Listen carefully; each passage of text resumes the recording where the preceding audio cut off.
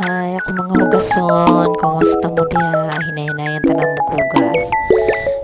Mo na ni akong hugason. Hinay-hinay ta og pag sabon-sabon. Sabon na gina siya pero karon pa na ako nag-videohan. Kay nakita pa ko sa cellphone. Nya, karon ako na siya waswasan. Nenay ko na waswas kay para madali ko kay gabiin na mo na siya mga 8 na siya kapin. So, kinahanglan dapat makadaya ka pa ko pero dagan mo kay hugason. So, ending hugas gikan buntagan ko na lang paingon na tapos hugas pagyapon.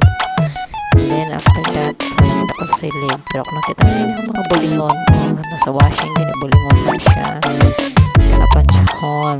So nakita ko sa silid pero buti nakita ko sa silid ko narade siya. Oo, magkamanili ko petex-petex nga silid